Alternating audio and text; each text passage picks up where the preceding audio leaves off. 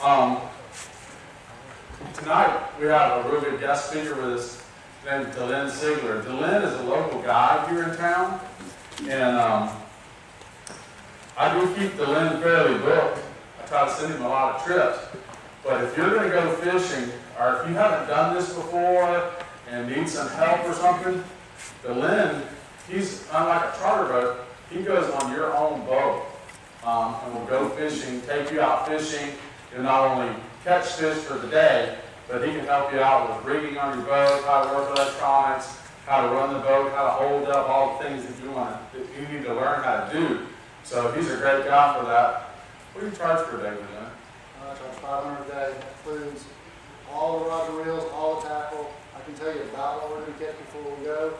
And if you're not happy for any reason whatsoever, you don't pay a dime. That's a pretty good guarantee there. So one thing that we want to talk about before we start fishing, this is one of the tournaments for the Ronald McDonald House. You want to talk about that, D? Yeah, this is a kind of tournament near and dear to my heart for the Ronald McDonald House. It's over in Pensacola, but anyway, I've got some brochures back there, you can get it. It's $100 per boat. The first two anglers, 50 or 25 is on the, per additional angler after that. But it's guaranteed payout. I think it's $1,000 for the Grand Slam and $500 for top places. But it's for a great cause. You know, I may or may not get to fish it this year. I fished it for the last couple of years. Not a lot of people fish it. It's been kind of hard to find on the internet. There should be a website on here.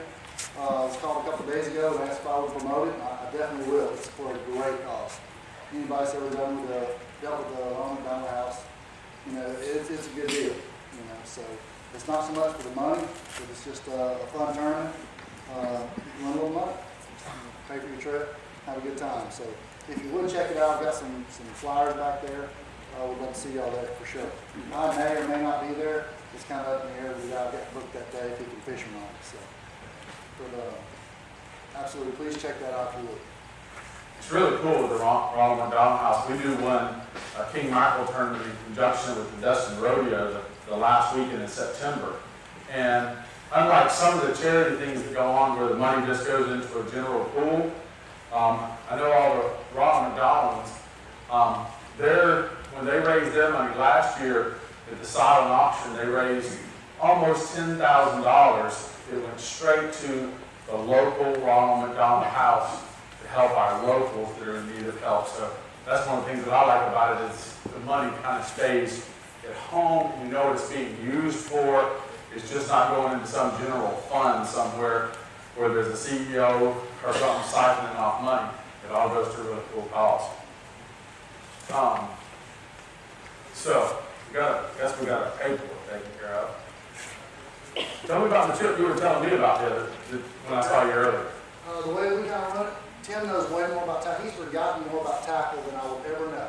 So he's been a good friend of mine for 20-something years. I call him, he helps me out constantly. So if you ever have a question, everybody has their own opinion, but his is right. So if you ever have a problem, just call him. He's just an amazing amount of knowledge. And I'm not saying that because he's my friend, because we butt heads. You know, there's things that we don't agree on, but he's the man. He won't pull your string. He'll tell you yes or no, or he tells you, no, you're an idiot. That's not right. That's not how that works. So if you ever have a question about any of your tackle or what's biting or anything, contact this man right here. He's just an amazing person and a good guy too. I pick on him all the time. He picks on me. He's been a great friend. But anyway, I'll tell you about my trip first, but let me tell you what I do. I'm a private captain. I'm a 50-ton master captain. I stay booked every single day of summer. I'm very blessed. I have just a great clientele. All my clients are friends. If they don't become friends, they don't stay clients long. So I fish with the best people in the world, absolute best people in the world. And what I do is they book me for the day, almost just like a charter. I come to their boat.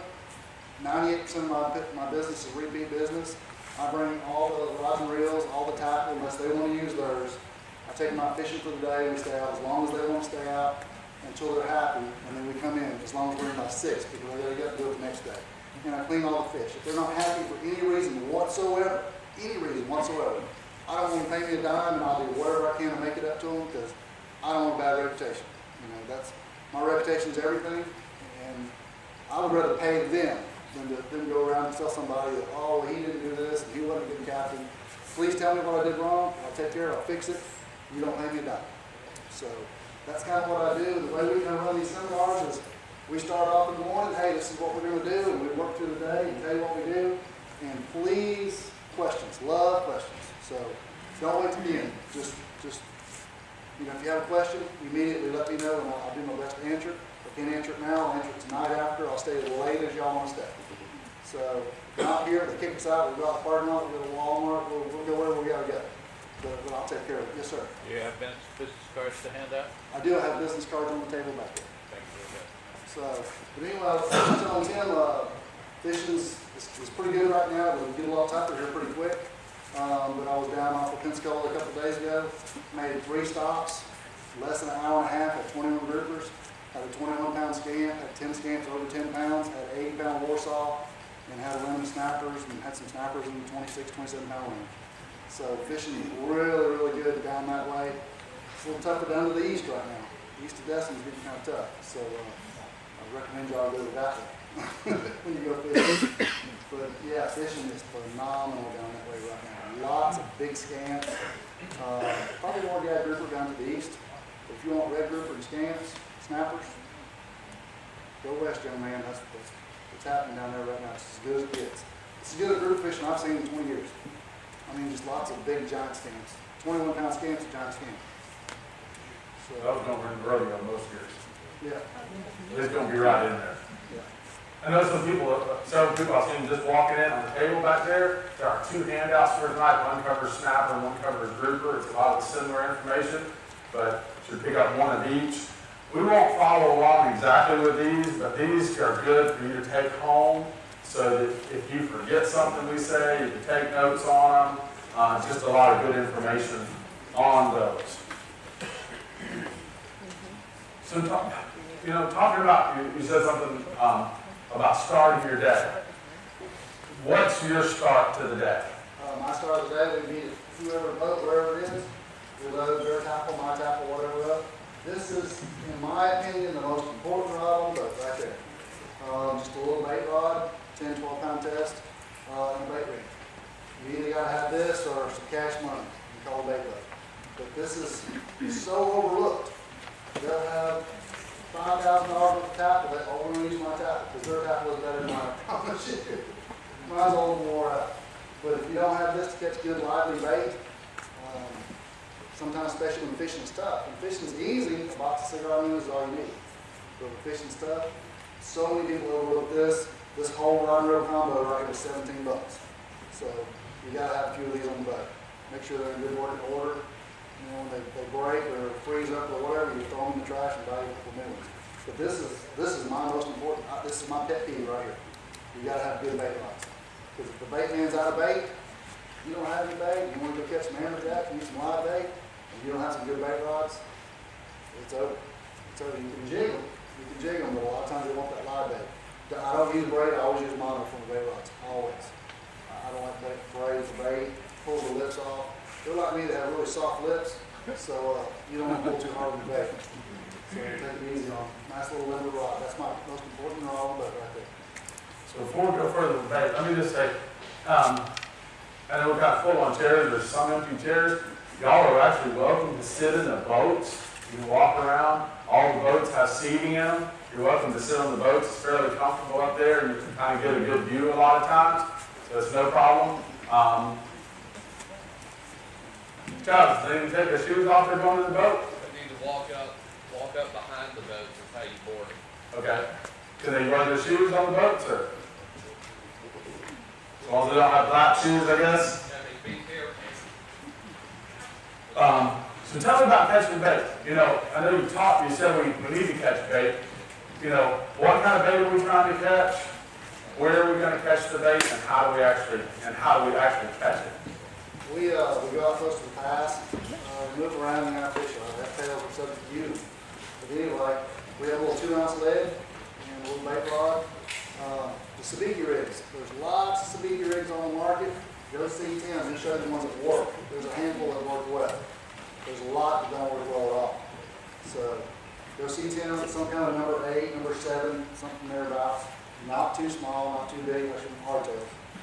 And go up around the pass, around the jetties, you get a place to catch hardtails.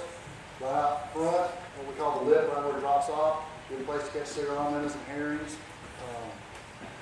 Catch your pilchards just inside, catch a lot of your thread fins up around the bridge and on in towards the bay.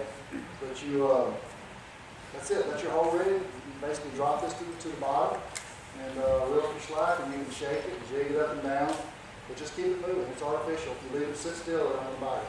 But just jig that up and down, wiggle it.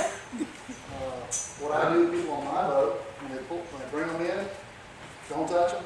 Just bring them in, grab your sinker, keep it pulled tight like this, walk over to the live well, and have a little D-hooker right here.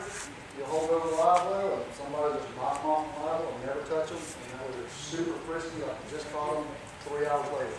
If you handle them, beat them up, and all that stuff, you might as well buy a box of cigarette. We want them super frisky because sometimes the fish aren't really hungry, but you all seen a cat chase a mouse or swat at a mouse, they want him to run. Well, a lot of times fish are that way too, but they don't have hands. So you put that lively bait down there, it runs from that fish, it's just instinct, he's got to grab it. He may spit him out after he kills him, but a lot of times then it's too late, you already got him hooked. So you want a super frisky, lively bait, if the fish are not real active and hungry. You know, if they're active and hungry, a dead cigar will work fine. So I try to get, we have 4 people on the boat, we'll get 75 to 150 baits in the morning and go fishing. Or you can call a bait guy on channel 69 or channel 80, and they're 50 cents a piece, I think. Yeah. My first idea in the morning is to buy bait. Actually, I hate catching bait, but so my first choice is always, I call it a live bait boat, because you know the little sabiki rigs that are on the rod there. You know, a good sabiki rig, one that really works, is made out of actual fish skin and not artificial. It looks like a little fly material. It's not. It's actually artificial. Those don't work nearly as well. Well, the actual fish skin little rigs, they're about $4 a piece. Well, so you figure a scoop of bait, you know, this costs myself, I'm just costing myself money telling y'all stuff like this, but, you know, a scoop of bait's $20. Well, how many bait rigs do you go through in the morning? I buy 500 to 700 bait rigs at a time when I buy. Of course, I fish a lot, but there's days that I'll go through 20 bait rigs in one morning. You know, if the Spanish are bad, the hardtails are bad, they're just busting them off. You know, some people are just learning, so they have a little more problem keeping the baits untangled. So yeah, the bait boat is an excellent way to get bait in the morning. Pull up there, give them 20, 40 bucks, pull your live well and go fishing. You know, and a lot of people, you know, now, and for some people catching bait is great. I hate it. But now my wife, she'd rather catch bait. She just didn't catch bait as catch anything. If you got kids and wives and girlfriends, they love catching bait. One thing I wanted to mention about the bait rig here, I noticed the Lynn has a 2-ounce lead on here. I like the heavy lead also. You'll see a lot of people that put like a little 1/2-ounce lead on here. Well, it works fine for catching the bait. But what happens if your lead is too light? When you go to pull them in, especially if you have herring on there, the herring will flip the lead up on the rig like this, and they tangle the rig so bad that you basically get those couple herrings off, flip that bait rig off, and throw it over the side. If you have this heavier lead, they don't tangle your bait rig nearly as bad. So I'm a big proponent of the heavy lead like the Lynn fishes with, because it'll save you money in bait rigs. But there are a lot of mornings, you know, I would never go fishing. If I was going to go, I'm going to spend the money and the time and the fuel to go, I'm going to carry a box of frozen cigar nuts. Because I've gone out there before when the bait boat didn't have any bait, and maybe we were on a full moon and the tide was wrong or whatever, I couldn't catch bait, so my only choice was to fish with a box of frozen cigar nuts. I would never do that as my first choice, but I wouldn't go fishing without it either. Otherwise, you're going to get out there and have to turn around and come back and buy bait one day when they're not biting, the bait boat doesn't have them.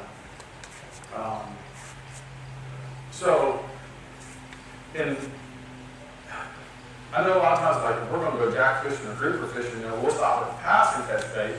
But what about stopping on some of the inshore wrecks and catching some bigger baits if we want to do groupers and jacks? Absolutely, especially when the tide's wrong. You have a strong outbound tide's been going out for a while, it's real muddy. A lot of times it pushes the bait away from the pass. Stop at all little inshore reefs, you know, a lot of little public reefs. you can use a bear sabiki rig or a typical little piece of squid or some kind of piece of meat, drop to the bottom, you can get little sand perch, you can get ruby lips, you can get all kinds of little white snappers, all kinds of stuff offshore, and put those in your well. If you, certain ones you have to vent, other ones you don't. Ruby lips, you'll have to vent them and throw them out. They're called a tom tape too, by the way. For years, I told a buddy of mine about ruby lips. He said, I cannot find anywhere it says ruby lips. So we call it tom tape. Look at that one up. But luckily, we call them ruby lips. It's the little fish with the little red lips. And just stop any of the little rock piles. The bridge rubble is an excellent place. Just stop there and just drop to the bottom a little piece of squid or some kind of little piece of meat on there. And you can load the live well up. So just because you can't catch them around the pass, you can still catch them. Here's a big tip of mine. Most of the charter boats are on channel 68. So you're coming through the pass, or you're getting your ice, or you're getting ready, you're coming across the bay, or wherever you get your boat. Turn your radio on. You listen to the charter boats, and they'll tell you, hey, are they biting? Where are they biting at? And they're like, man, I think call bait in 30 minutes. There's no bait around. Well, it'll save you from wasting a lot of time. You know right then you're going offshore, go away east or west. Or they'll say, oh man, they're at the lip, all the herrings you want to catch. Well, just go straight there and catch them. You don't have to stop at the bridge and stop the jetties and stop the cans. You can go straight to the lip, right where everybody's catching. So listen to channel 68. That's what I do. I seldom talk on it, but they'll tell you where the bait's biting and if there's any bait at all. So I would definitely turn the radio on every morning. Listen to that. Glenn, is what you call the lip? Is that right out about how far it pass all the time? Is that right there? That's where right the out markers by the red and green can. Okay. Right there where it starts Right there. dropping off. Where the cans all that. Yeah, like 7, 8 feet, right Okay. down to 30 feet. Right there where it drops off around 15, 20 feet of water. And you'll see them with your bottom machine. And once you learn how to do your bottom, see your bottom machine and work it well, it's your best friend. For bottom fishing, it's your best friend. And what's too big a bait? If I'm fishing on these inshore wrecks and I'm catching stuff to bait, where do I need to stop size-wise putting stuff in my live well? Well, it depends on what you're fishing for. But too big a bait. Depends on how far offshore you are. If you're only going a couple miles out and you don't want king mackerel, you don't want amberjack, just want snappers, then don't get them overly big, bigger than a hardtail. If you go a little further offshore and you want amberjacks and groupers and whatever else, there's no such thing as too big a bait. No such thing. The bigger they get, the better they are. I'm not saying you'll get a bite every time, but if you put a bait down there, a mullet that weighs 1.5 pounds, when something bites him, he's going to be a good one. So in my opinion, there's no such thing as too big a bait. The bigger the better for me. I'm the same way, I'm not afraid, most everybody's boats just set up as a regular live well. We can only put so big of baits in there, probably something that weighs 3/4 pound. A pound is about the biggest thing that most live wells would actually handle. But if you have your boat set up for offshore fishing, and maybe you have some tuna tubes on the boat, and you see some bonitas busting on the way out, it's not beyond me to stop, catch 4 or 5 bonitas that weigh 2, 3, 4 pounds, stick them in the tuna tubes and have them for grouper and jackbait too. Because some of those bigger baits that are just really lively like that, they'll get you a bite, and a real slow moving bait won't, because sometimes you're out there, and I know, so we're kind of talking about just bottom fishing in general tonight, because I know Amberjacks are closed, but they're going to open back up. But you get out there some days, and if the groupers aren't hungry, it's hard to make them bite. But if the jacks aren't hungry, if you got a big enough, fast enough, aggressive enough bait, you can piss an amberjack off to where he will bite sometimes, even though he's really not in his feeding mode. If you put that big old bait down there, and it's like a big old bass, man, you just can't stand it. You just got to eat it. So everyone wants to catch a big amberjack right to the hook, and then they want to give the rod to somebody.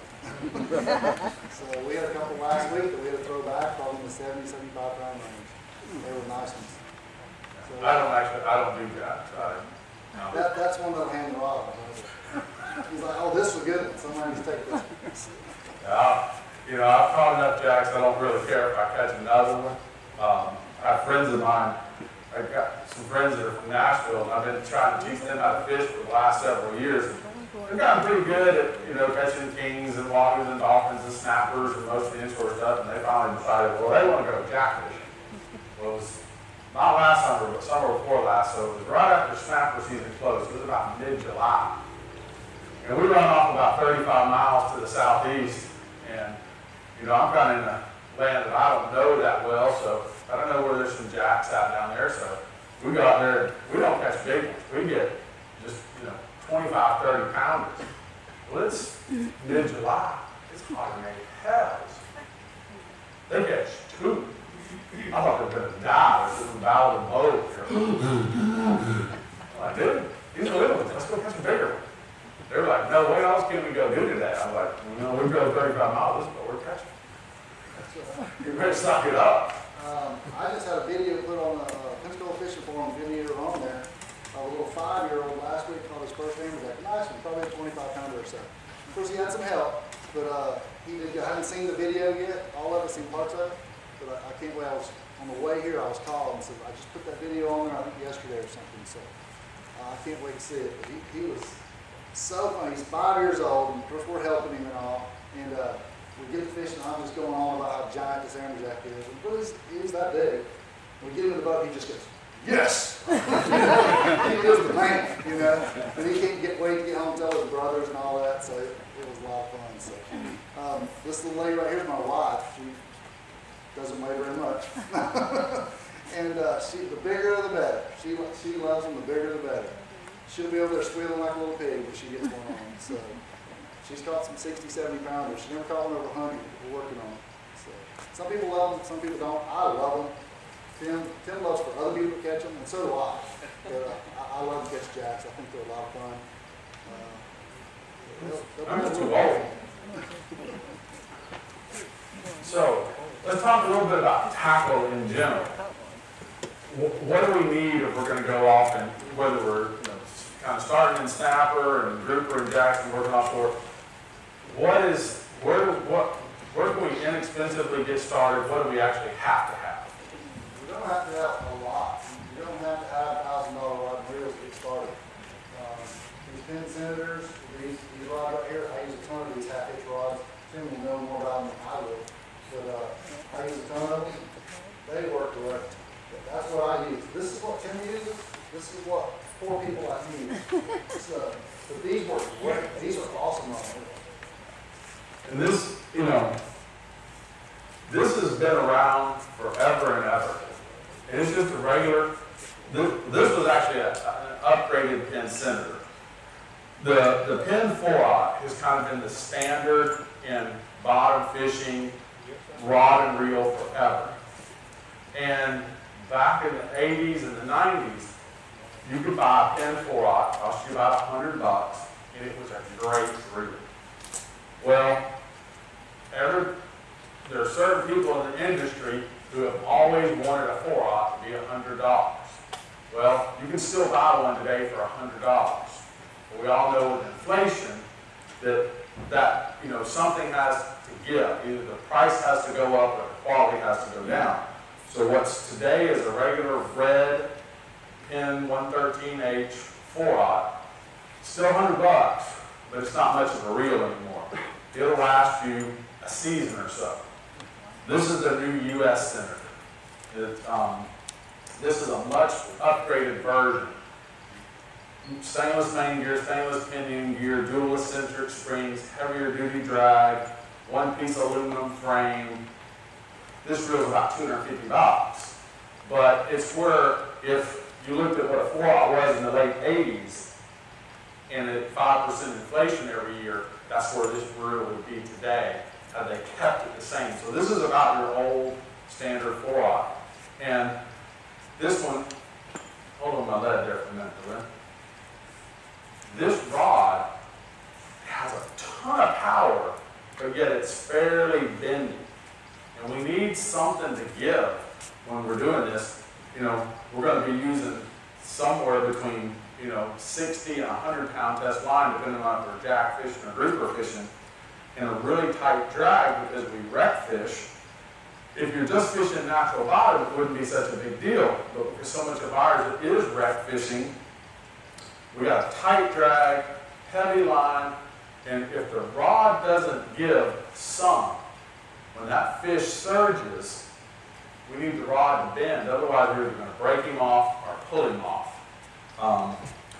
So if you're a snapper fishing, and if you're a grouper jack fishing, what do you use for? Is it the same, or do you do different?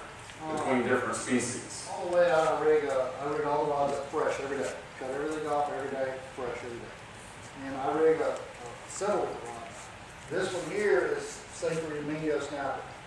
Your little Vermilion snapper. Use 2 or 3 hooks, weight on the bottom, little piece of cut bait of some sort of squid or such.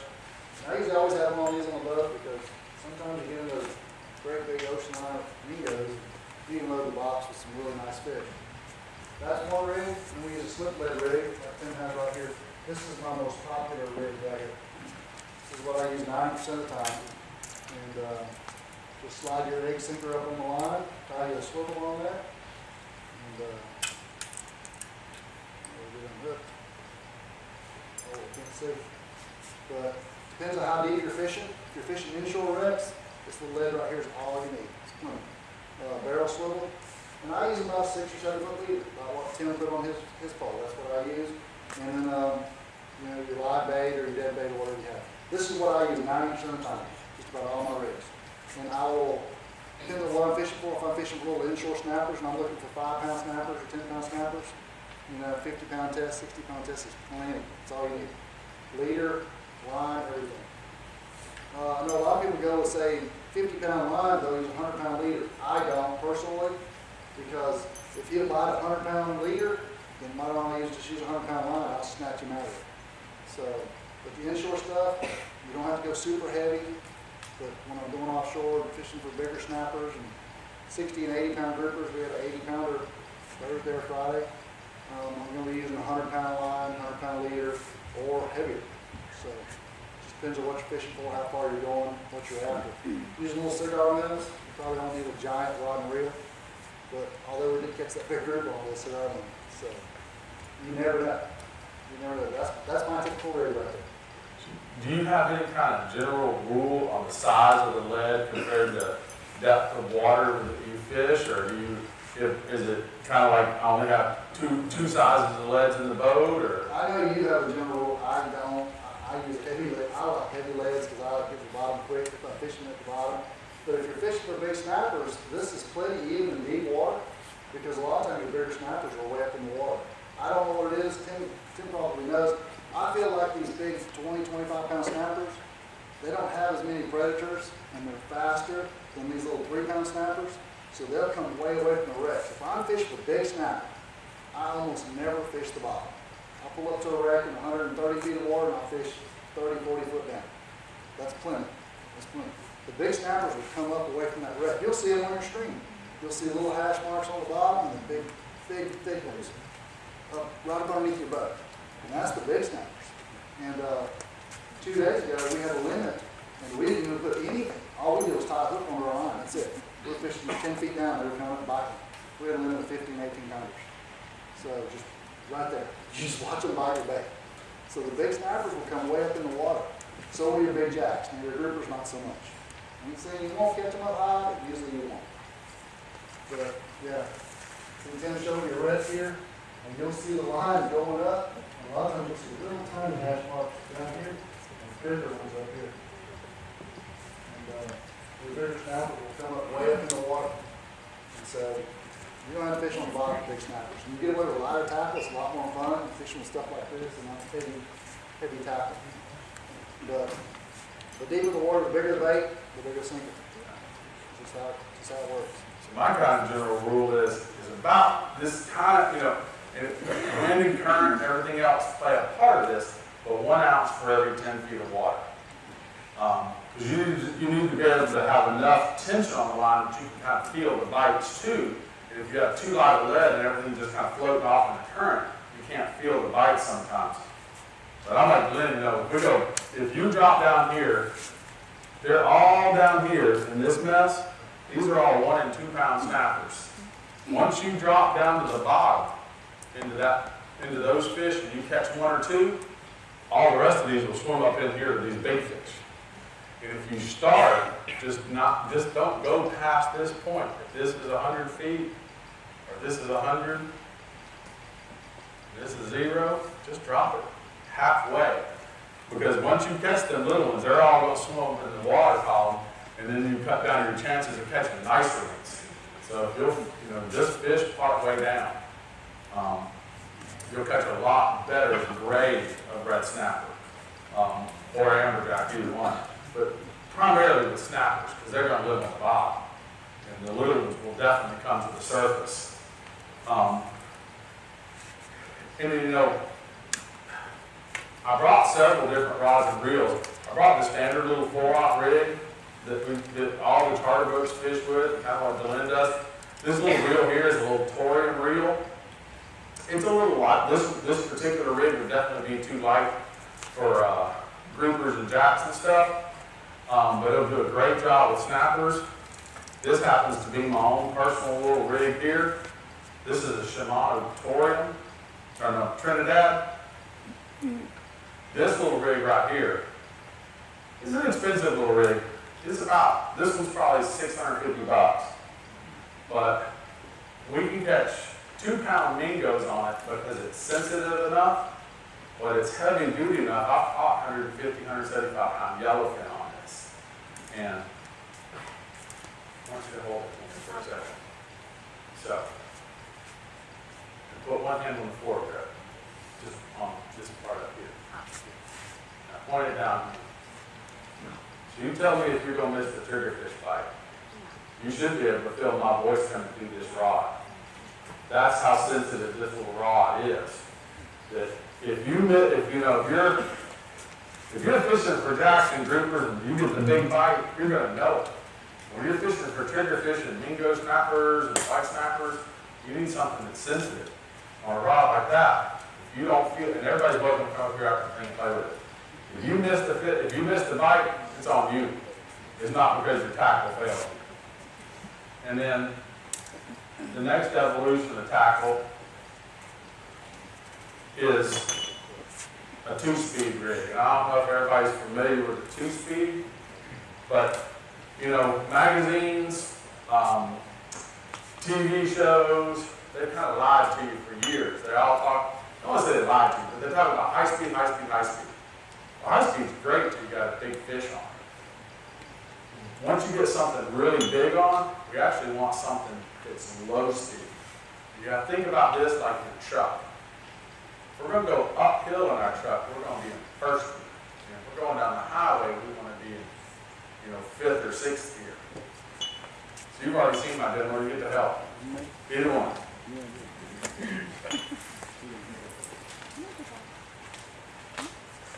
So, when you're fighting a fish, too, remember, if you fight a fish, most gut buckets, everybody puts them on and instinctively they're like this.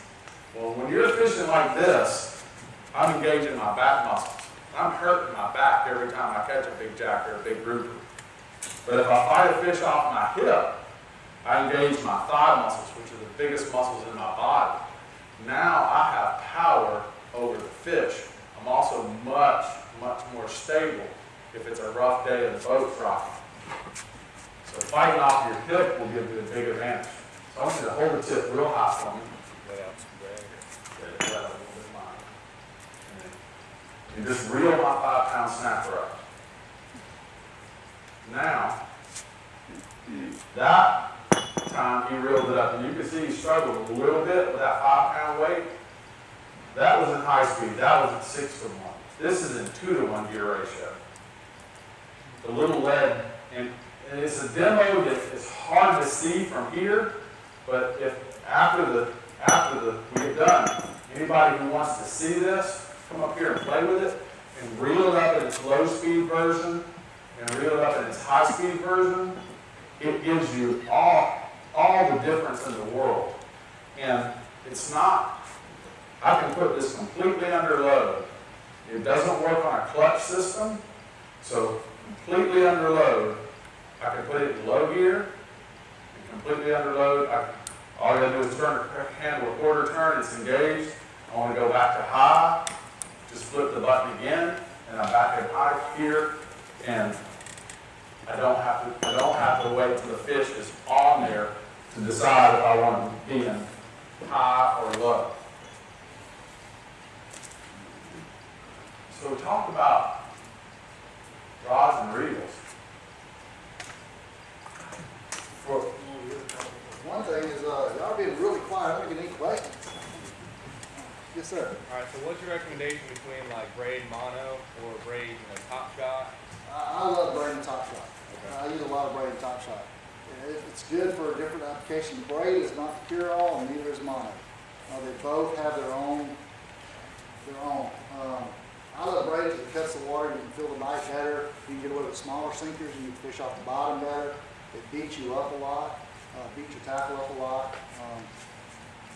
I love braid and top shot. That's mostly what my tackle is. How big of a top shot do you recommend? I use about 20, 30 feet. That's what I use. The top shot is just mono. Just the last part. And the reason being, Tim has it right there. He likes it too. And the reason we can get away with smaller sinker because braid is such a small diameter. It cuts through the water. It's really easy through the current. You don't have to use the biggest sinker. It's more sensitive. It doesn't stretch. If you're in 300 feet of water catching scams and you get a bite with just mono like this, you'll have to reel 15 times just to hook it. If you have braid on there, you have to reel 3. And a lot of times if you reel with that mono, it stretches like a big rubber band. It's just a big rubber band is all it is. And it has good points to it too, and I'll tell you the good parts about mono. But you'll reel, and he spits it out. Well, now it just keeps pulling that bait way away from him. He swims back to the bottom. With braid, you reel 3 times. If you don't hook him, he spits it out, you just stop and he'll turn around and eat again because it's still right in his face. So it has a lot of good features to braid and a lot of good features to mono. But they see the braid, it tangles easy, it's not abrasion resistant. That's why you use the mono top shot. Because that sinker sliding up and down will wear through that braid. It tangles really easy. Where mono is stiffer, it doesn't tangle. The fish don't see it as well. So that's my, just like he's got his rod set up, that's where I set my rod. Braid with a little 20-foot mono top shot. I use a GT knot or a reverse Albright. Unity is not very strong. So if you're fishing for big groupers and you're testing that tackle to the max, Unity is not good. Braid will cut the Can you repeat those knots, please? What's that? Repeat the knots. GT knot or a reverse Albright. I don't know what Tim uses. I use use, a line on leader because he got out the money. no, I actually use a Yucatan knot to attach the mono to the braid. There's several different, the Albright you're talking about is very similar to the knot that I use. It's called the Yucatan knot. We can go, anybody who wants to see that, we can tie one afterwards as we cut. What I've got on here is 80-pound braid and then 60-pound mono top shot and then a 50-pound leader. And I like the top shot to be a tiny bit lighter than the braid. Because if it fails, I want it to fail in that leader material so I don't lose 100 yards of braid or something, which is really expensive. And if I lose this top shot, I can retie it while we're fishing. It didn't cost me anything. It's real cheap to do. And like Dylan said, if you don't have the mono on there and you just tie your leader straight to the braid, when you're letting your bait down, it will tangle really bad. But with the mono, it doesn't do that. But what do I know when I go, and I got my friends with me, I'm teaching them, I like them to get the bait away from the boat a little bit before they actually start to drop it, so it doesn't spin up on the line so bad. What method do you use for that? Or do you just let them go? I just let it go. I retie a lot. But now, when you're dropping deep in the water, you want, especially a live bait, you want to hook him somewhere in the face where he swims down. When you're pulling him down, he's just swimming down. If you hook him in the tail, he's just going to spin. He's drowning going down, he's spinning, he's making a knot. So, also, the deeper the water, I'm not worried about your backlash in the reel, but if you'll keep it tight all the way down, if you're crossing lines with your buddy next to you, as long as those 2 lines are tight, they won't tangle. They'll just rub a little bit and life is good. But if you're just free spooling and giving all kinds of slack, it's getting all kinds of slack down there and it's making a mess. So, you're fishing next to somebody and you get tangled up a lot, go fish on the other side of the boat next to somebody else. Probably his fault. So, And, one thing that I run into, I don't know if you do this, with snapper fishing, it's not as big a deal. We can drop it down there, if they get to the bottom, we still get a bite and stuff. But I've noticed, like, especially with grouper fishing, and my buddies, when I got my buddies that aren't really used to doing this, you know, there's still this old fisherman, they want to let it go all the way to the bottom and try to reel it up, and I actually want it to stop before they get there. So a little trick that I use, because if they go all the way to the bottom, and I tell them I want like 20 cranks up, well, they'll reel at 5 cranks and stop.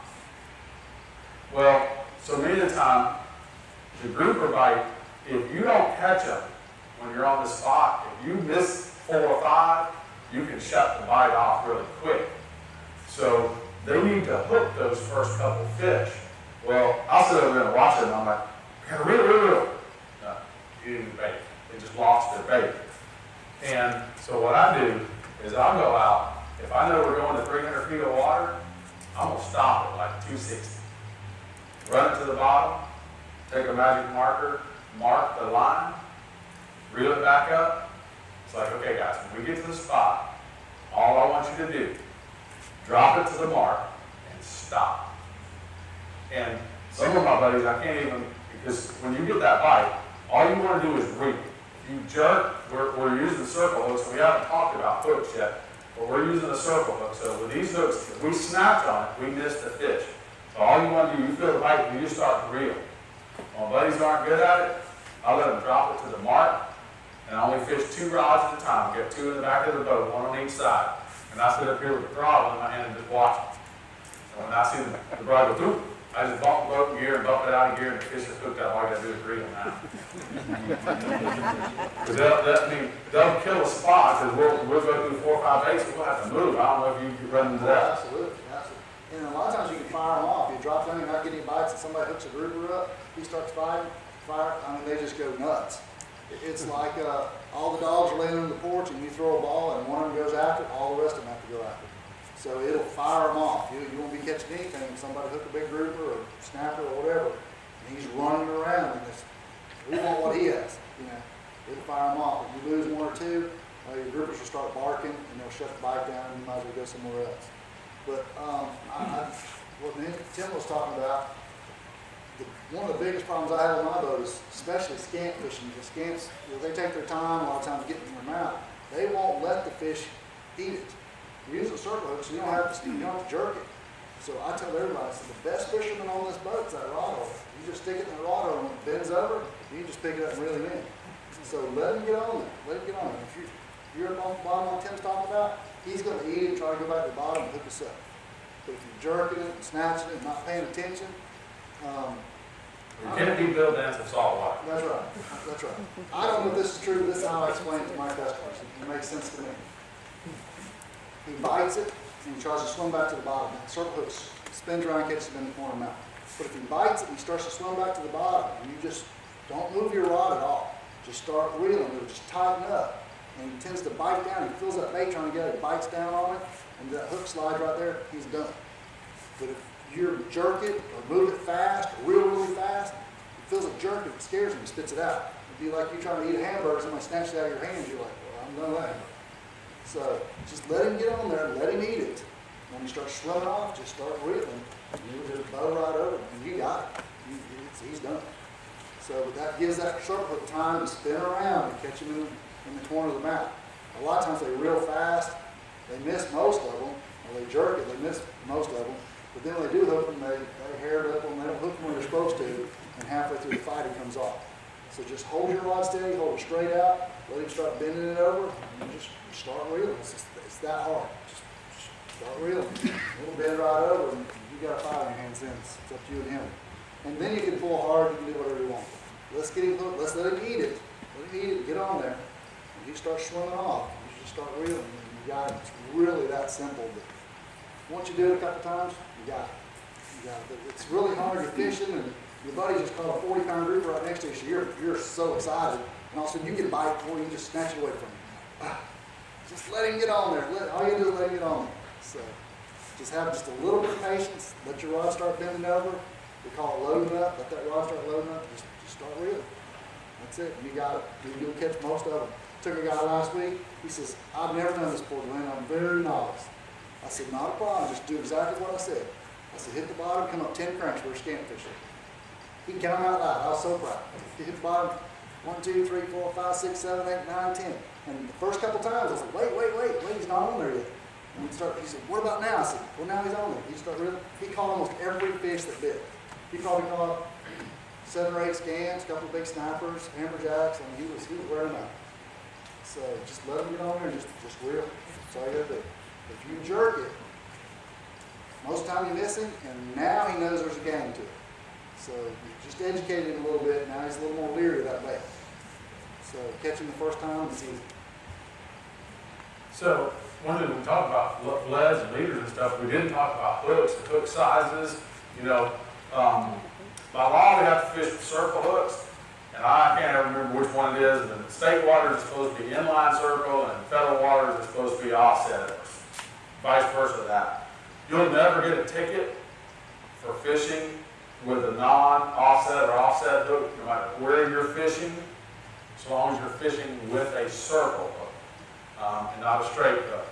But as far as like snappers and groupers and jacks, I'm sure there's different sizes of hooks, or do you fish with the same size hook no matter what you're fishing for?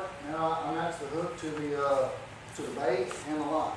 So I see these magazines where they're going to go out and catch a 500-pound blue marlin, and they're going to set this record on a 12-pound test, and they're using a hook that big. I'm like, if they're only using a 12-pound test, how hard can you pull on it? You know, so I match the hook to the bait and the line. I don't have a secret formula, but if you got a big giant bait and 150-pound test line, I'm going to use a big hook. Because you're going to pull hard, and you're going to rip that hook out. You've got to have a lot of meat. But if you're only using 12-pound test, you know, a light wire hook, like these little firewall fighters, is all you need for even 30, 40-pound test. So that'd be something if you go to Half Hitch, talk to him about, say, hey, this is my tackle, this is what I'm fishing with. I'm fishing with 100-pound test. Don't get those light ones, get these heavier ones, or vice versa. But I don't have, he would know more about that than me. And see, I like, you know, for like snapper fishing, my favorite hook is an Owner Move-2 Light 7-aught. It's spring wire, it's chemically sharpened, it's black nickel, Teflon coated. It slides right into the fish's mouth. So easy for snapper fishing, and being that it's spring wire, they can make a very, very light hook as a physical weight. So when you're hooking a cigar minnow or a herring, you get good action. Unfortunately, this hook, they don't make it any bigger than a 7-aught in this particular style, so they don't really make one big enough for jacks and groupers. And for that, you know, for jacks and groupers, I don't think there's anything better than just a good old Mustad 39-960 hook. And they're going to just size it to your bait somewhere between a 12 and a 13-aught. The only thing that you need to do, I didn't bring 2 pair of pliers. You got a trick. On these mustads, you do need to open up the bite of the hook just a little bit. Yeah, it's not very, the gap right here is not very big, not like the Owners. So this is actually the hook I use. I use the old mustads, I call them all commercial grade hooks. That's the ones I use, but the gap's not very big. So, you know, my thumb barely fits in there. If you're going to go after a 100-pound amberjack, it's going to be hard for him to get around that jawbone. So I open them up a little bit. Most people use pliers. I just have 2 of them together like that. You just open them up just a smidgen like that. So you got a little more gap. Well, show me the trick now. So 2 of them together like that. Okay. So a gap in there. Yep. So now you got a good gap. You eat that big bait and roll right around it. Catch them in the corner of the mouth. Wait a minute. You just did it like this, right? You just pulled that. Oh, I like that. If you ever think that you are the best out there and you can't learn a new trick, I've been fishing with these hooks since I was 15. And that's way easier than the way I do it with 2 pliers. I just learned something new myself. So if you ever think you got it down and you know it all, you need to get up here because I just learned something new. And that goes both ways. Last year, Tim was telling me about this knot. I said, no, your knot's not the knot on time. He goes, I tell you it is. I said, I know. I've done this knot for 30 years. It ain't. I know. I do this for a living. About 3 days later, I called him on the phone and said, hey, buddy, I owe you a big apology. You were completely right. So he just tied it a different way than I did, and I was like, they're not the same knot. But, so yeah, he's taught me a ton of stuff, and got to teach him something for a change. So. You can never stop learning. So, Y'all not asking very many questions. It's kind of making me a little nervous here. You got something on my face with or something? How do you mark the line? I use just a black magic marker. Sharpie. You know, you take it to the extremes and go out in your yard and measure it out if you want to, and do 50-foot hash marks or whatever you want. I've done that a lot, especially when fishing for big giant amberjacks. And the closer he fishes to this red, the harder it is to get him away from it. So if you can catch him up here at 50 feet, he's got a lot of drag he can pull. So if you have to catch him way down here at 80 feet, he can get the rest really easy. So you can come up here, you can fish lighter line and get more bites and have a better chance of catching them up here than if you have to drop down here. So a lot of times I'll go out in the yard and I'll mark them off. And just measure them off. I know I got marks in the yard. And I can mark them off and tell my customers, hey, go down to 100 feet and lock it up. 150 feet, lock it up. And the captain, if he knows halfway what he's doing, a lot of times he can see the bait drop. He'll see the fish and he'll see the bait drop. And he'll say, okay, lock it up right there. And you can blow them off right there. And the more you catch them, the higher they'll get in the water. Like I said, just a couple days ago, we were catching snappers, nice 15, 18 pounders. And we didn't have a sinker at all. All we just tie a hook on there and just throw it over the side. But after we caught 3 or 4, they came all the way up to the boat and never saw it on the boat. And so those fish are easy to catch. You don't have to do anything. You just hold on. You can put up a big heavy tackle, break out your light stuff, and have a blast. And you can show people, look, I just caught this 22-pound snapper on 30-pound test. I said, you're a liar. So I thought right next to the boat, you're a liar. So, I got pictures on my phone where you can look at the snappers going around the boat. and jacks too. I had jacks last week. Yeah, it was just a little spot out there. It's actually a double chicken coop. The way I found it, I call it, my nephew's name is Tice. And we were coming in one day, it was super rough, we were fishing a tournament. He got sick and he says, slow down, I can throw up. And so I slowed down, I looked over, like, wow, look at that spot right there. And I marked it, so I call it Tice's sick spot. And it's a pretty phenomenal spot too. That's right, he just chunks them right up for us. Do y'all ever like cut up any cigar minnows and chum them up? Absolutely, you can. That's great for black snappers and even red snappers also. It works pretty well, especially when they're not biting. When they're not biting, you can throw a little chum and get them to come up there to you. And like I said, when they're not biting, you chum them like that, you can get away with a lot lighter tackle and make them bite. But now you got them so far away from the rest, you can't get back. Let it pull drag. Have a good time with it. If you've got a fish down deep to make him bite, you better have some tackle you can pull him away from there. Bites. You know, we don't have time to really cover all the different ways that you can do stuff. Your question about chumming, I don't know if y'all been noticing or not, but I do fishing reports on Facebook and our website. And one of the local charter boats, Gulf Angler Charters, they've been having a rack full of really nice black snappers every day. And it's real, to me, it's real early in the year for them to be catching that many. But they're actually going out there on the near shore wrecks and they're live chumming with live shrimp. And they'll go out there and they'll, anchor up or use their trolling motor on the spot, hold up, and they actually throw 4 or 5 live shrimp out there. And they take just a hook and a live shrimp and a couple little split shots and pitch that one out there with those others and they're live chumming. They've been catching a mess load of, 3 to 7 pound black snappers. And to me, it's awfully early in the year for that. But there are times when chumming can be very effective, especially the later in the year it gets and the harder the fish get to catch. I want to show you all one more rig before we move on from rigs. And I actually meant to bring a 3-way swivel. But, if you fish with the Lynn or you go on any of our charter boats, you're going to have an egg leg. And truly, what we fish is what's called a Carolina rig. But it's an effective rig if it doesn't have to be an egg sinker.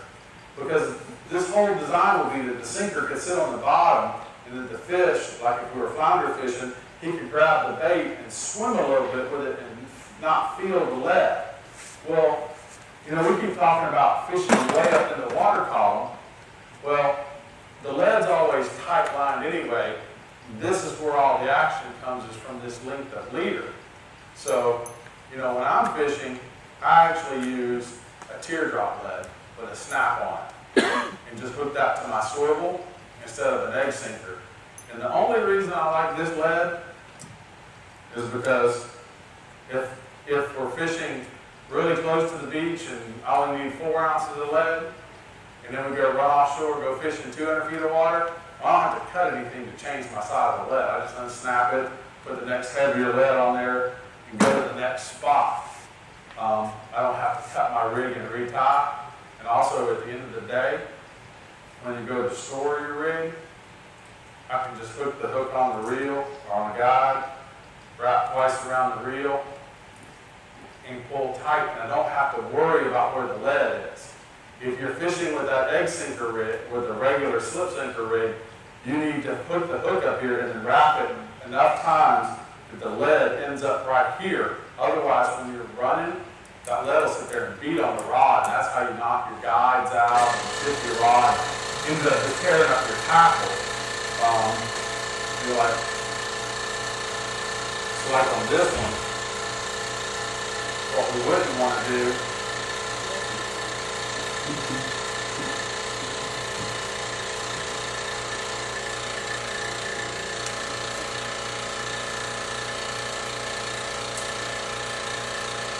is something like this where the lead's up here. Because when we're running, this is just going to be swinging around. It's either going to come off, the hook's going to hook somebody, the lead's going to hit somebody in the head, it's going to break a rod. If you're doing this, we have to sit here and do enough wraps. We can wrap this around the reel so the lead ends up down here. That's the only reason I like the other type of lead. But as far as the way it fishes, it doesn't change how we actually fish. It's just, for me, it's a storage issue and a safety issue more than anything. So we're talking about, you know, rods and reels, hooks, and leaders. If we've not fished before, how do we go about going out and finding that? You know, I know they live on wrecks, and I know they live on natural bottom, but if I've never fished, where do I start? Start out by going to a place like Amberjack, the Hitch County website, and using this public money. And there's a lot of great fishing, like most people think it's not, at all. Because sometimes we're fishing down Amberjack and public spots. Start out by going there. You can put them off online for free and get hundreds of them. So that's a great place to start. So we've got maps, got numbers on, so you get them online and start out thinking. But what I do is the free spots, watch your bottom machine. Get someone to show you how to work that bottom machine. Once you learn how to work it, that's going to be your best friend. You find all spots to do that. You just got to learn how to work that bottom. I'm going to show you a trick in a second.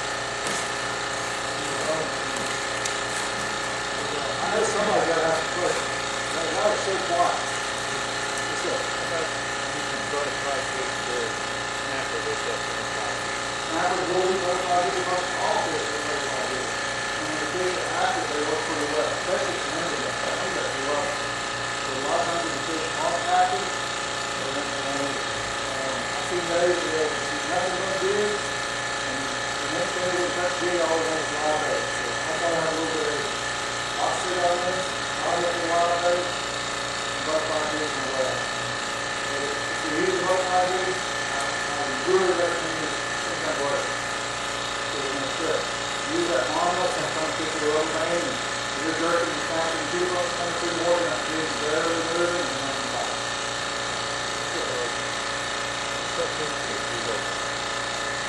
It's the exact same for your bait as for your fish. All your difference, this is what I use to deal with in my boat anymore. So it's the same fishing bait. You get your bait, you wrap it around your hand, you grab the line, not the hook. Pull it tight, and look upside down on the fish, and it's going to take and fall out. So work for 25 inch guys, and you're doing. And B, the both the exact same. I use this for offshore for the Amberjack. The bottom fish, when they come up, they're usually running. There's not a lot of kicking around like Wahoo and Wahoo and Tuna. They use much better gas and Amberjack. But these, it's a nice grouper. I would never get in the head, pull in the boat, wrap around, just knock them off. It's that quick. It's done.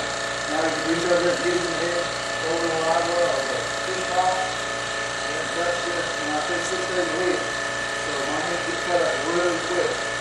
And we've all done it. You're trying to grab it. So I call it something until he's dead, and once he's dead, you want to take a picture, you get him out to take a picture. But this is the same, a little picture of it, a little bit bigger. Exact same. Basically, you're running it upside down. I'm not handed, so I use it in my hand. Turn it upside down like that, shake it, there's a weight for the ball. Also, if you learn how to use one of these, you get a lot more fit. Because we snell our hooks. And I'll show you that. We snell our hooks. And if you use a pair of pliers trying to get that hook out, most times you're going to start nicking your line because your line's actually wrapped around the hook. And you're like, oh, life is good. And then you next fish on, pow, just breaks off. And you pull it up so you nick that line. So if you use this doesn't touch the line, it doesn't nick that line, it's just on the hook. So if you learn how to use one of these, it's a lot better than trying to use pliers. Plus when you get pliers, you gotta hold on to him and get him to stop spinning. This, I can knock him off just like that. The de-hooker does take a little practice, but the best practice you'll get is doing it with a little bait fish. And you bait fish 2 or 3 mornings, catch 200 or 300 bait fish. It takes a long time to catch 200 or 300 snappers and practice flipping them off. But if you use a little bait rig de-hooker, you get enough practice in a week that we can handle all the bigger fish. And it works the exact same way. People think it does. It's the exact same. It's just on a bigger scale. So if he's so big you can't pick him up, just leave him on the deck, wrap your hand around, straighten it out, it'll pop right out just like that. What setting do you do your bottom machine at? Depends on what I'm fishing for, but generally I run mine on a 30 to 60 foot window, and that's what I'm going to show you right now. No. What about when you're running, looking for spots? 30 to 60 foot. So, and I'll tell you why. If you, we're using 300 foot a lot just because it's kind of on the extreme side. But here's the top, 0, here's 300 feet. Okay? If you're running along, you got your bottom machine set from 0 to 300, and you run over a chicken coop, something small. So, something size this inflatable boat. You're running with the waves, so it's going to have a little this on the bottom. There it was, right there. There it was. You just run over a nice wreck, and you didn't see it because it's small. So, here's what I do. If there's nothing on the bottom, there's nothing up top. This, I don't need all this. This is no good for me. So, now we're going to run the same, we're going to run that same little wreck right there on the bottom. But we're going to set this at about, say, 275. That's where your boat is. Here's your little boat right here. You run along, you run a little boat. The exact same picture, basically. So you saw that wreck right there jump up on the stream. So you saw the fish on it. But if this was 0, and this was 300, that little wreck was that big. It's a huge difference. If there's nothing on the bottom, there's nothing up here. You don't have to worry about up here at 0. If there's nothing down here, there's nothing up here. So if you got a wreck here, oh, there's a wreck. Let's say you're fishing for Amberjack, now you can zoom it out because you know that wreck's there. So if you want to be able to see that wreck, blow it up where you can see it. I agree 100%, and like if you got a split screen, you got GPS numbers on one side and the bottom on the other side, you want to be looking at that bottom 25 to 35 or 40 feet because you'll miss so much. And half of what I have, more than half the numbers that I fish are numbers that I found. And whenever you're going to go fishing, I'll put my little drawing I had back up here. But a good way, there's 2 good ways to find numbers. One is, used to be everything was secret. Nothing's secret. With Google Earth anymore, nothing is secret. Anybody wants to stop by the store, I'll show you how to use Google Earth to find almost every rock that's in the water. And water is 180 to 300 feet. Those are easy to find because it's free high definition on Google Earth anymore. But if you draw the pass right here, and we have 3 huge features out here. We have the southwest edge, we have the south edge, we have Mingo Ridge over here, and there's some big rocks down here to the east and some more big rocks down here to the west. Well, if you took and put this imaginary line and said this was state waters,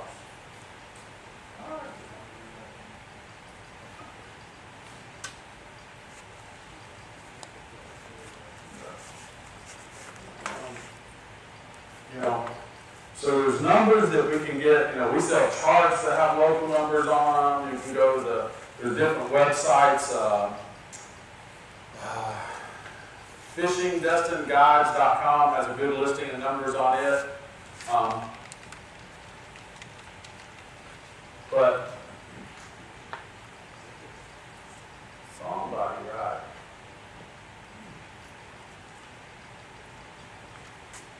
I have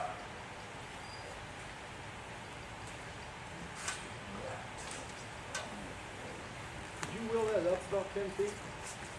Yep. I know y'all got some questions. Y'all very quiet.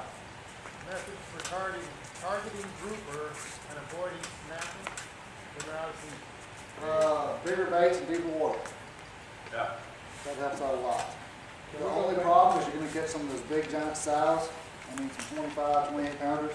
You're going to catch a few of those, but you're going to get away from all those 3, 4, 5, 10 pounders. So just keep going deeper and keep getting bigger baits, and that'll eliminate a lot of your problem. So yes, sir. I'm new to Destin, and I love halibut. Southern California is where I'm originally from. Yes, sir. So I don't know anything about the flounder here, but I want to get into it. What's like top 3 or 4 things to know about flounder fishing? Flounder fishing is great in the fall. It's not too far off. They start running out of bass. We eat bull minnows. But flounder, to me, don't taste anything like halibut. Halibut's a lot more like grouper. I love halibut.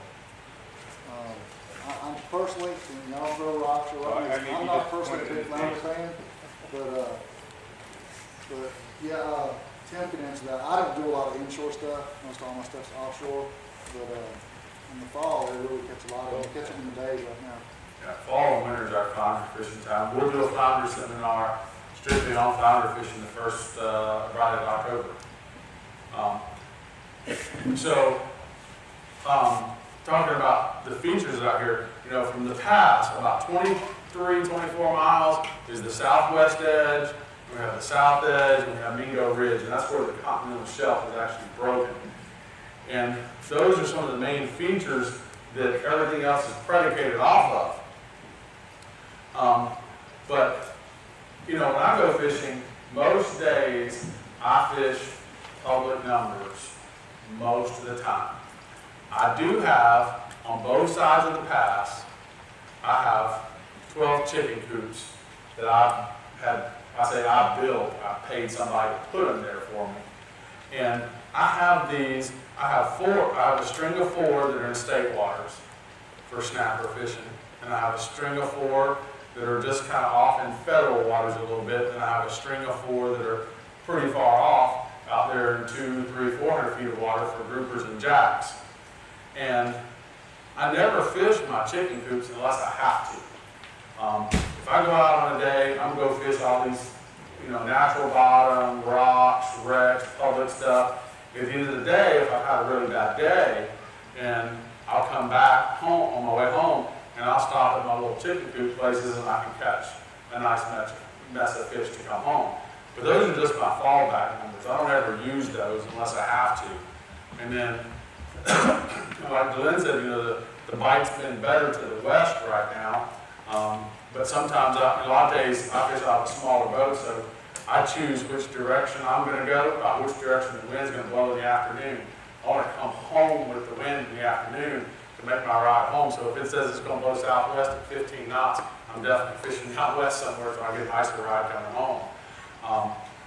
But there are, like I say, on the fishingdestinguide.com website, they have all the local numbers. They've done the best job I've seen. They have it broken down into 4 categories. There's state waters east, federal waters east, state waters west, and federal waters west. And it's a pretty extensive list. Boy, you can go fish them all in a year. I mean, there's way too many numbers to fish there. But, you know, give you an idea, if you ever go and take the numbers that the county has put out there, some of the chicken coops that they've done, and there's a wreck out there called the Monica Lee. It's down here southwest, or southeast, it's in federal waters. It's about 17 or 18 miles. But it's a tugboat. It sits right here. Well, if you look, there's just a list of chicken coops all around it. Well, those coops actually come off like this.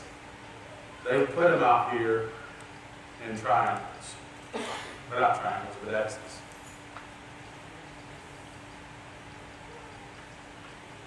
You know, the opening day of snapper season, or grouper season, or whatever, Amberjack, we can go fish right here on top of the tugboat, and we can catch a mess of fish. But that tugboat and these 4 chicken coops that are right here, 3 or 4 weeks into the season, those aren't going to have many fish on them anymore. Because they just get hit all the time. But these, you know, and the chicken coop's only about the size of that boat right there. So when we get out here, these are much harder to find the first time, these ones that are way out here. But these are your fish producers, the ones that are off out there by themselves. So when you're looking at the public numbers, try to pick the ones that are kind of away. And then let's say that, you know, we have a Liberty ship that's down here off of Fort Walton. It's about 7 miles from home. And then there's another Liberty ship that's down here in the Timberholes. It's about 20 miles from home. Well, if we were fishing here and wanted to go here, if every time you go here to here, we run this line, we're never traveling any new water. So like Dylan was talking about earlier, having your bottom machine on and constantly running it, if you would take alternate paths, just drive over here somewhere, 1/4 mile, 1/2 mile, then run here. And then the next time you do that, go halfway where you went and then run here. And then do stuff like this. And each time you go, you're covering a different set of bottom. That's how you find new spots to fish. Don't always go the direct route. Just drive off a 1/2 mile somewhere and then run where you want to go. That way you'll always be covering new bottom and you'll find more spots. You know, because like I say, you know, I built a 7-inch side. There's a fellow in town named Joe Young who does the chicken coop business. And I trust Joe explicitly. The deal is, he has a barge, 24 chicken coops fit on a barge. They strap 2 of them together to make 1 spot. So a barge load makes 12 places. Barge load, depending on exactly where you want to put, is about between $5,000 and $6,000. So me and 2 of my buddies, we split a barge load and put some down to the west, and a couple of years later, we split a barge load and put them down to the east. So, and I split it with 2 of my buddies, so it didn't cost so much.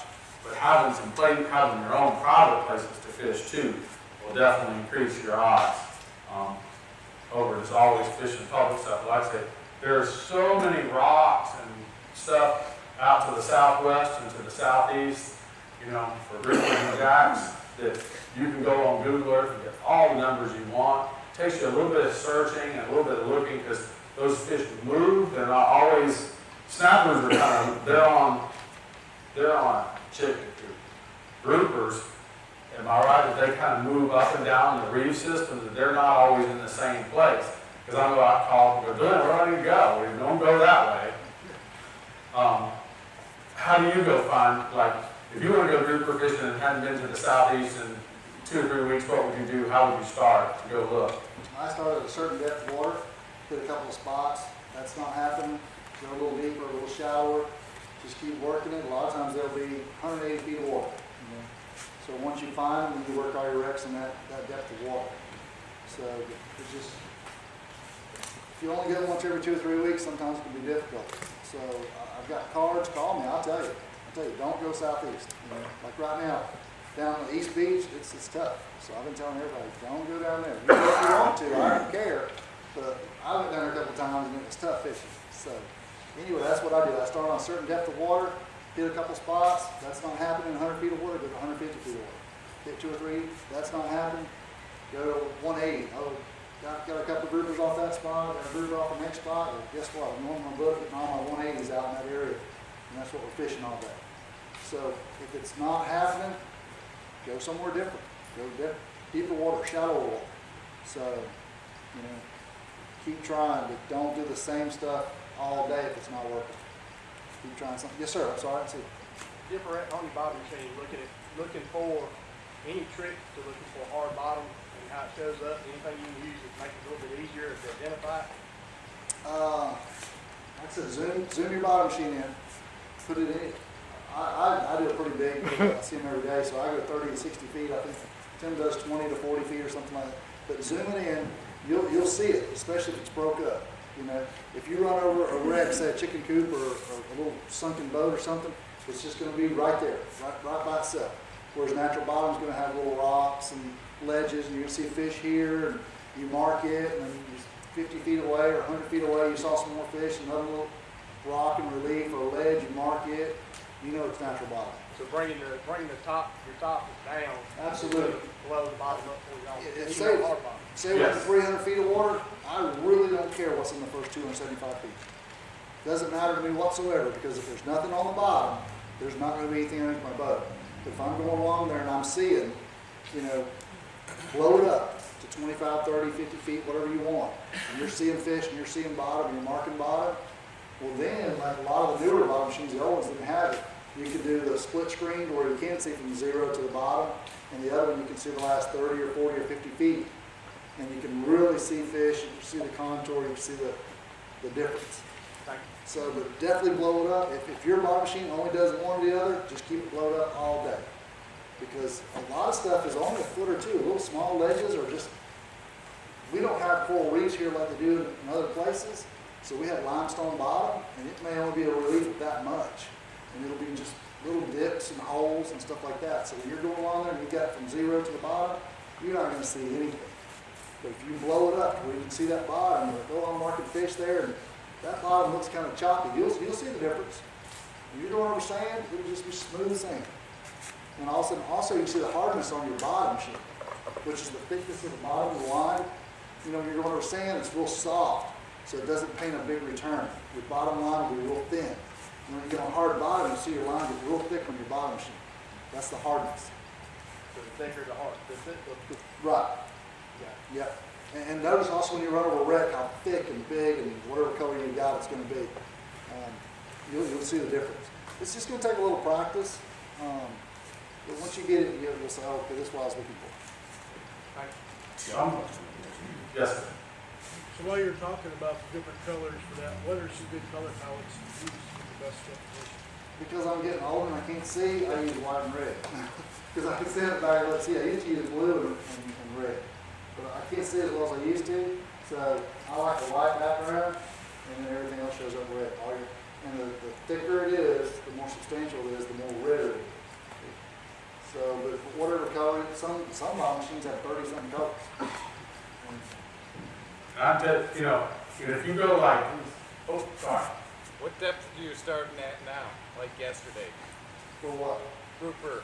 For groupers, I caught that 80 pounder and 200 feet of water. So that's the general starting area at this time of year? No, if you want red grouper, all right, here's what I do. As a general rule, fish have tails and they're subject to humidity. So they'll go wherever they want to. But as a rule for snappers, I'll go 240 or less for snappers, all the way into 50 feet. Okay? For red groupers, I do 80 foot out to 240. 240, they start falling off. You won't hardly find any more red groupers.